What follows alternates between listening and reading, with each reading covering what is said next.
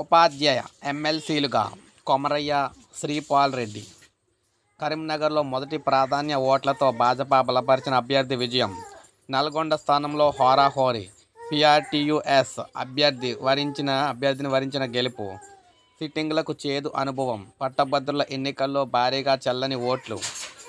ఉపాధ్యాయ MLC ఎన్నికల్లో ఒక స్థానంలో పీఆర్టీఎస్, మరో చోట భాజపా మద్దతుతో బరిలో దిగిన అభ్యర్థులు విజయం సాధించారు. ఉమ్మడి నల్గొండ, వరంగల్, ఖమ్మం ఉపాధ్యాయ నియోజకవర్గం ఎమ్మెల్సీ స్థానంలో పీఆర్టీఎస్ అభ్యర్థి పెంగళి శ్రీపాల్ రెడ్డి విజయం సాధించగా, ఉమ్మడి కరీంనగర్, నిజామాబాద్, ఆదిలాబాద్, మెదక్ ఉపాధ్యాయ నియోజకవర్గంలో భాజపా మద్దతు పలికిన అభ్యర్థి మల్కా కొమరయ్య అయితే గెలుపొందారు. ఈ రెండు చోట్ల కూడా సిట్టింగ్ అభ్యర్థులు ఓటమి పాలయ్యారు.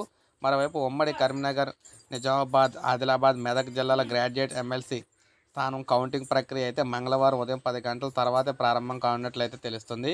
ఇక్కడ ఇంకా చెల్లని ఓట్లు వేరు చేస్తూ ఉన్నారు. ఈ ప్రక్రియకు మరింత సమయం పడుతుందని చెప్తున్నారన్నమాట. సో ఈ విధంగా ఇద్దరు ఎమ్మెల్సీ ఎన్నికలకు సంబంధించి, టీచర్లకు సంబంధించి వీరిద్దరు గెలవడం అయితే జరిగిందనమాట. సో ఇది మనకు అప్డేట్. ఒక లైక్ చేయండి, సబ్స్క్రైబ్ చేసుకోండి, మన ఛానల్ సబ్స్క్రైబ్ చేసుకోండి.